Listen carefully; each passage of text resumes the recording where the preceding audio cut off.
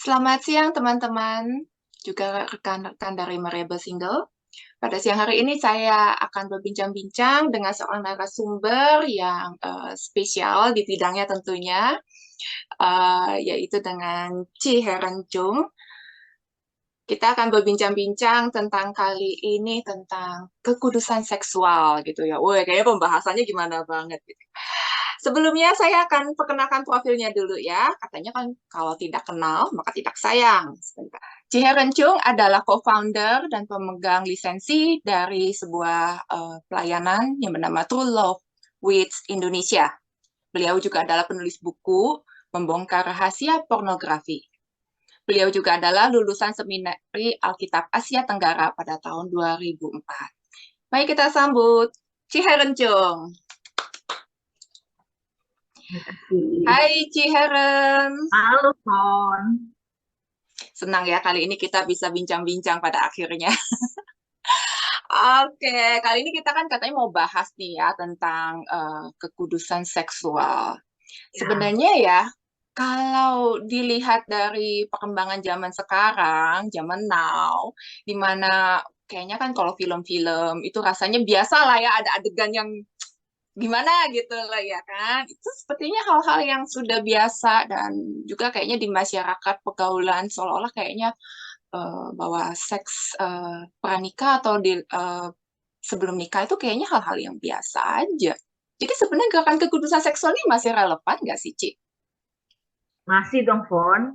Ya, soalnya kekudusan seksual itu adalah hakikat naturnya orang percaya khususnya ya. Itu adalah grand design Tuhan bagi umatnya. Nah, kalau ngomong soal grand design, mau sampai kapanpun juga selama masih ada umat manusia, kekudusan seksual itu ya bukan cuma kekudusan seksual, tapi ya kekudusan secara menyeluruh itu adalah pastinya masih relevan ya sampai akhir zaman tentunya. Bahkan sampai ke surga pun kalau kita mau tinggal bareng sama Tuhan ya, ya itu harus harus ada kekudusan itu karena Tuhan itu kudus. Oke, jadi ini bukan bicara masalah tren zaman, tetapi bicara masalah desainnya Allah. Begitu ya, Ci ya? Nah, dan desain Tuhan, hakikatnya kita sebagai Oke. manusia, sebagai umatnya Tuhan. Iya, setuju sekali. Dan sebenarnya tidak ada hal yang baru ya, karena di Alkitab itu tentang seks bebas itu juga sudah ada, ya bukan? Sudah ada, ya sudah ada dari sejak kejatuhan manusia itu kalau kita lihat dari kejadian aja udah ada kejatuhan seperti itu, pembicaraan seperti itu disampaikan oleh firman Tuhan jelas sekali. Iya, dan jelas sekali juga Tuhan meminta kita untuk hidup kudus sebagai umatnya ya. Oke, lanjut lagi. Nah, tetapi kan kadang-kadang nih ya, Ci ya, ada cowok-cowok yang ngegombal gitu ya, katanya yang ngiming-ngimingin gitu loh. Ah, apa buktinya lu cinta sama gua kalau lu nggak berani mau melakukan hal itu kan bukti dia cinta. Gimana itu, Ci? Kalau ada cowok-cowok yang ngomong gitu. Dijawabin dong, kalau lu cinta sama gua, hormatin gua dong ya. Karena ini ya, um, seks itu dirancang Tuhan sebagai ekspresi cinta yang eksklusif. Tahu sendiri kan eksklusif? Eksklusif hanya di antara sepasang pria dan wanita di dalam pernikahan. Nah, kalau udah di luar pernikahan itu nggak eksklusif lagi dong ya. Nah, ini dirancang Tuhan. Dan di dalam pernikahan kalau itu dilakukan, ini menjadi sebuah lem yang kuat untuk mempersatukan sepasang suami istri, menumbuhkan gitu ya, dan menimbulkan banyak sekali efek-efek positif yang merupakan rancangan Tuhan bagi sepasang manusia yang di dalam pernikahan gitu. Nah, tapi kalau itu dilakukan di luar pernikahan, lain lagi ceritanya. Ya, Oke. lain lagi pernikahan ceritanya. Ibarat ini loh, kita tahu kan ya, bahwa Tuhan firman Tuhan berkata, kalau orang sudah melakukan hubungan seks itu kan jadi satu tubuh nih ya. Nah, Mm-mm. kalau satu tubuh yang namanya satu daging gitu, kita bayangin aja kayak orang yang kembar siam, itu kan mereka satu daging. Kalau mau dipisahkan, itu gimana rasanya? Ngeri ya, Sakit ya. sakit minta ampun, penuh darah-darah pasti ya. Nah, itu yang terjadi kalau sampai orang melakukan seks di luar pernikahan. karena nggak ada Hmm. komitmen, nggak ada komitmen. Kemungkinan untuk pisah itu sangat besar karena nggak ada ikatan, nggak ada komitmen gitu. Dan kalau sudah pisah, pasti sakitnya minta ampun, bukan cuma sakit terluka, tapi juga ada cacat di hatinya. Gitu. Oke. Jadi nggak benar ya kalau misalnya dibilang, ah nanti akan biasa-biasa aja tuh kamu gitu ya, gitu. Itu hanya ada di film-film saja, sinetron dan di lagu-lagu. Oke. Jadi Karena ini promosi yang ya cuma promosi doang gitu ya, tidak real gitu ya. karena kita nih hidup di dalam zaman di mana kita tuh udah banyak ketipu dengan kebohongan-kebohongan yang disampaikan oleh media tentang konsep cinta, tentang seks ya. Jika kita bilang tentang media itu bukan cuma film, tapi juga lagu, ya novel, segala macem gitu ya. Itu bicara tentang keromantisan cinta seakan-akan apa sepasang suami istri, tapi mereka nggak punya Mm-mm. ikatan suami istri. Itu seakan-akan indah, putus, kemudian bisa kayak temenan. Itu enggak real ya. Itu penuh dengan kebohongan. Oke, oke. Nah, terus misalnya begini nih, ada yang bilang gitu ya, Ci ya. Kan kalau misalnya nih ya, belum belum dicoba nih, siapa tahu nanti waktu nikah ternyata nggak cocok kehidupan seksnya gitu loh. Jadi harus dicoba dulu di awal. Nah, gimana tuh Ci kalau dia ngomong begitu? Seks itu bukan tujuan dari pernikahan. Nah, itu yang harus dicatat. Seks Oke. itu adalah seperti yang bilang tadi ekspresi, ya, ekspresi. Nah, nanti di dalam pernikahan ketika nanti ketemu bahwa oh ternyata ada kekurangan, ya, ada ada hal-hal yang rasanya tuh nggak greget segala macem. Yang akan memperkuat pernikahan itu bukan seks, tapi komitmen itu sendiri. Oh, Jadi oke. love is commitment, apalagi pernikahan adalah komitmen. Jadi seks itu sendiri hanya merupakan sarana untuk ekspresi cinta.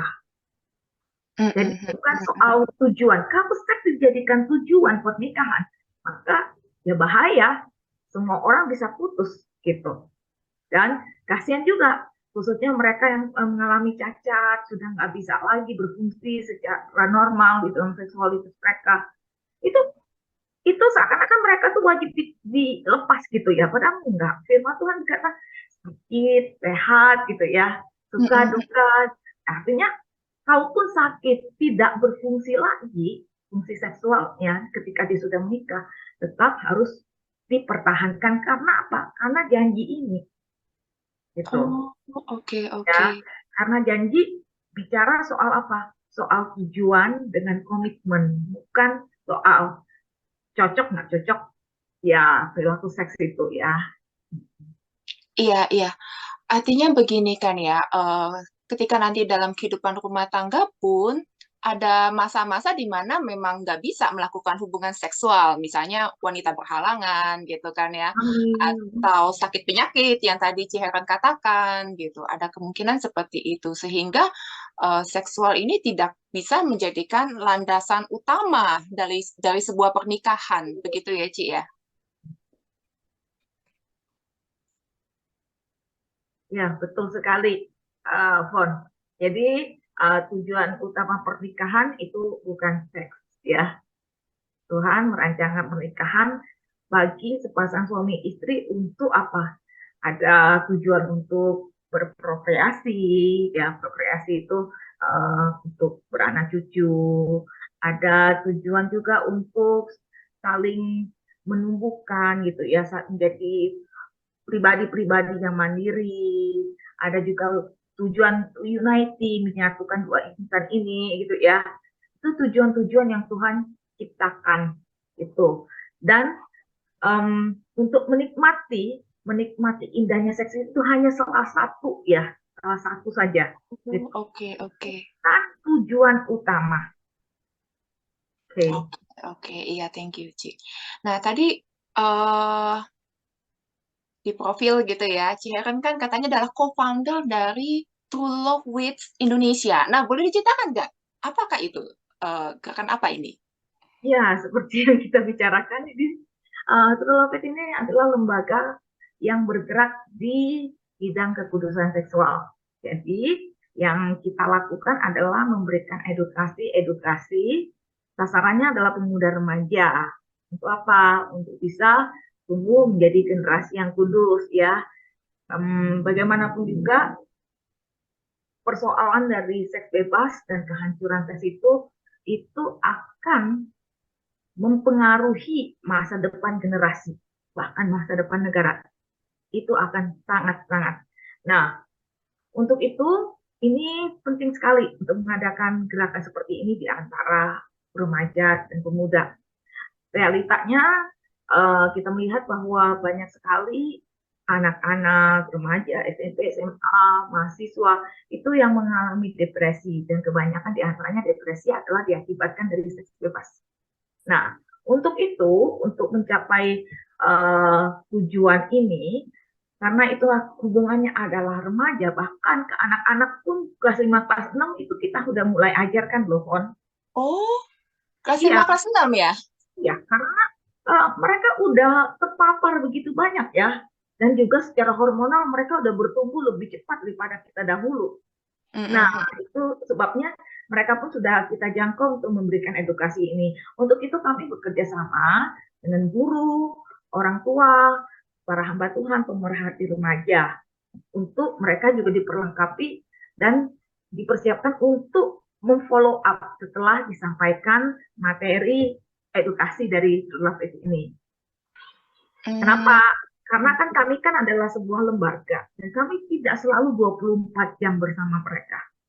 Persoalan utama untuk sebuah gerakan kekudusan seksual adalah ini adalah sesuatu yang dilakukan setiap hari.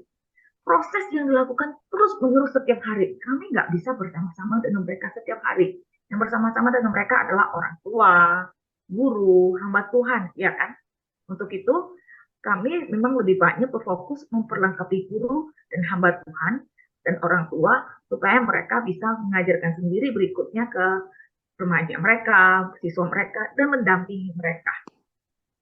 Ya, seperti itu idenya dan yang sudah berjalan selama ini. Oke, iya, ini satu gerakan yang baik sekali ya. Nah, boleh diceritakan juga keunikan dari gerakan ini apa? Ini bukan di bawah naungan gereja kan? Enggak kan? Nah, Atau True Love bagaimana nih? Indonesia tidak berada di naungan gereja manapun, tapi lembaga yang mandiri ya, buat Oke. mandiri. Tapi True Love ini berasal dari Amerika, dan ini kalau di Amerika itu di bawah gereja Baptis, Life Oh, Life Lively, gerakan Lively yang dibawahi oleh Baptist Church ya. Nah, itu kalau di Indonesia kita mandiri, Pon. Mhm. oke, oke, ya, ya. Bahkan banyak keunikannya True Love is apa ini ya. Iya, Nah, oh ya, saya oke. lanjutannya nih.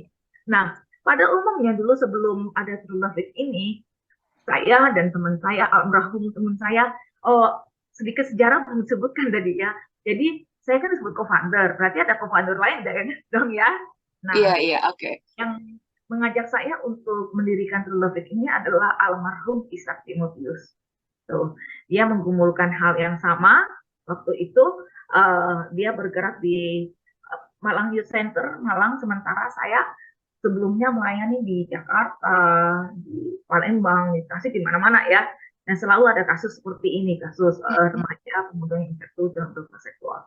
Dan ketika kami berjumpa dan dia menawarkan saya untuk membuat sebuah kurikulum, karena dia dengar dari sahabat saya orang pendidikan, saya memang concern soal pendidikan dan saya bisa membuat kurikulum. Jadi dia menantang saya, mau nggak membuat kurikulum yang terpadu, benar-benar bertahap gitu ya, holistik untuk kekudusan seksual. Saya iya kan dengan polosnya. Tidak tahu, tidak membayangkan betapa sulitnya. Saya iya kan waktu itu. Saya ingat itu bulan Maret 2009 gitu. Saya iya kan. Lalu dia memberikan buku ini, buku itu, dia memberikan website. Setelah itu saya bengong. Ini mau diapain ya? Mau mulai dari mana, ternyata sulitnya. Jadi udah ngomong iya dulu, tapi belum tahu mau ngapain gitu ya. Karena memang dorongannya itu kuat gitu. Dia punya latar belakang yang sama. Nah, latar belakangnya ini yang unik ya. Jadi dia melihat bahwa ada banyak kejatuhan anak remaja dan dia sudah mengusahakan untuk bawa anak-anak itu ikut seminar-seminar KKR keputusan seksual. Tapi dia mendapati bahwa 2 bulan setelah setiap KKR, setiap seminar keputusan seksual itu selalu mereka jatuh ke dalam lubang yang sama, bahkan lebih Oh. parah dan menghilang. Nah, itu juga yang saya dapati kesamaan. Jadi kita melihat kegagalan bukan berarti KKR ataupun seminar-seminar seksual yang satu kali itu tuh nggak ada gunanya sama sekali, bukan. Tapi kami secara real menghadapi di lapangan ini kegagalannya anak-anak itu. Nah, di mana letak salahnya? Di situ yang akhirnya dia merasa kayaknya salahnya karena mereka ini cuma ikut satu kali. Kayaknya mereka perlu yang lebih panjang kalau menurut pemikiran Pak Isaac Timotius waktu itu. Maka akhirnya kami mencari, dapat loh. Ini ada True Love It programnya udah bagus banget gitu, Oh. komplit banget gitu kurikulumnya. Jadi kami lihat kurikulumnya udah lengkap banget. Kita mau coba aja ke sana untuk mempelajari gitu ya, untuk mempelajari siapa tahu bisa digodok lah, godok atau bisa jadi bahan tambahan. Dan kami waktu itu meminta tim yang dari Nashville ini kan pusatnya ya, boleh nggak mereka datang ke Indonesia karena kita dananya terbatas nih. Tapi ternyata mereka pun keberatan, dananya juga terbatas. Bisa nggak kalau kaliannya ke Amerika? Waduh, kita nggak bisa nih. Secara dana ya Jauh ampun. ya, mahal. Ya udah, akhirnya jalan tengahnya mereka bilang mereka punya perwakilan di Filipina. Nah, kan lebih dekat ya. Mereka punya Oke, ya. perwakilan di Filipina. Jadi di Filipina itu trainernya, national directornya adalah seorang misionaris dari Nashville, Amerika situ, yang ada di sana. Dan mereka udah jalan 7 tahun di sana. Jadi di Filipina Hmm. sudah jalan 7 tahun. Win-win solution kan ya. Jadi kami ke sana lebih murah, langsung tapi dilayani oleh orang yang benar-benar true love it dari pusat gitu ya. Nah, kami ke sana, kami mengikuti intensif hampir 1 bulan, 3 minggu lebih. Benar-benar kami ngikutin kegiatan mereka. Pas itu adalah bulan Februari, bulan di mana banyak sekali undangan mereka untuk mengadakan seminar segala macam ya. Dan ada kita ikutin seminarnya orang tua mereka, workshop fullnya, seminar yang satu kalinya, berulang sampai hafal gitu. Tiap Oke, hari ya.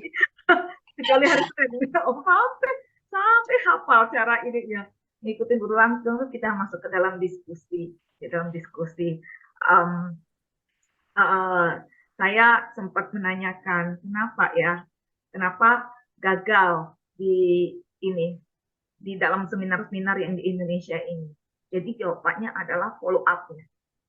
Follow up. Oh. Jadi kegagalan itu karena follow up-nya itu nggak ada. Yang kedua, keunikan dari True Love It ini adalah dia tidak jadikan menakut-nakuti sebagai puncak dari pengajaran. Jadi kan kalau di dalam, maaf ya, bukannya nyindir, tapi ini benar-benar saya memperhatikan banyak kakak tuduhan seksual tuh puncaknya adalah kamu udah berdosa, hukuman Tuhan menanti, gini-gini sampai ada kejang-kejang, pingsan-pingsan, ketakutan benar gitu kan. Waduh. Bertobatlah. Nah, sampai itu aja bertobatlah. Nah, itu bukan sesi terakhir dari True Love It. Sesi terakhirnya justru adalah sesi kemurnian. Kemurnian adalah bicara soal pertumbuhan. Kamu yang sudah mengambil keputusan komitmen untuk bertobat, untuk hidup kudus, gimana nih cara menjalankan proses dari kemurnianmu? Itu yang saya tidak lihat ada di dalam program-program kekudusan seksual yang ada di Indonesia, mohon maaf. Tapi ada di program True Love Edge ini. Jadi di situ ditunjukkan bagaimana step by step-nya diajarkan untuk menjalani hidup sebagai orang yang kudus itu setelah panggilan untuk bertobat tadi. Jadi tidak sampai putus asa, tapi ada harapan lagi berjalan ke depan. Dan disitulah di sana juga disampaikan bahwa mereka perlu komunitas gitu ya, yang sudah sama-sama mengambil komitmen hidup kudus. Di sana juga bicara soal mereka juga butuh mentor gitu. Dan Makanya itu sebabnya saya di Indonesia saya terapkan untuk sekolah, setiap sekolah dengan gereja saya tawarkan sebelum mengadakan seminar atau workshop untuk pemuda remaja, kita adakan dulu seminar untuk orang tuanya. Tujuannya apa? Supaya ketika anak-anak ini dilayani, ternyata ada di antara mereka yang ngaku kalau mereka sudah jatuh, dan itu sebelumnya tidak diketahui oleh guru dan orang tuanya. Mereka ngaku, waktu mereka pulang ke rumah, mereka ngaku ke orang tuanya udah siap dan tahu bagaimana menghadapi mereka. Bukan ditampar, Oke. bukan dimarahin, tapi karena orang tuanya udah siap. Jadi di situ kami mempersiapkan orang tua. Jadi kalau sampai besok ketika anakku ikuti ini, ternyata dia pulang dengan pengakuan seperti ini, apa yang Anda harus lakukan begini, begini, begini. Supaya anak itu merasa diterima, bukan makin terbuang. Dan kalau anak itu tidak pernah jatuh pun, mereka ke orang tuanya siap mendampingi komitmen hidup kudus mereka juga. Begitu, Fon. Ya, itu uniknya tuh, ya. Dan itu kami minta izin untuk mengadopsi seluruh mata pelajarannya, sambil tentu saja kita nggak lepaskan disesuaikan. Kami adaptasi lagi, diterjemahkan budayanya ke budaya Indonesia. Karena ada budaya-budaya yang nggak cocok dengan kita. Selain bahasa, culture-nya juga kita ada terjemahkan. Tapi saya sampaikan kepada mereka dan akhirnya mereka setuju, mereka memberikan izin dan memberikan lisensi. Iya, menarik sekali ya. Jadi ternyata ini sebuah apa?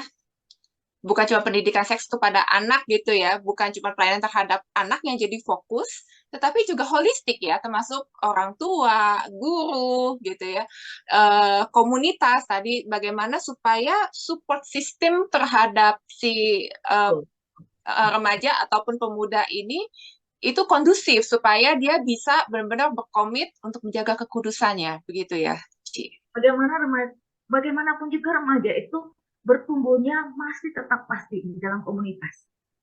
Ya, mereka Setuju. tetap secara jasmani mereka seperti orang dewasa, tetapi jiwa mereka masih anak-anak. Mereka butuh komunitas, mereka butuh orang tua, mentor dan sebagainya untuk membawa mereka, mendidik mereka di dalam pertumbuhan mereka. Nggak bisa dilepas. Gitu. Gitu. Ya, oke, oke.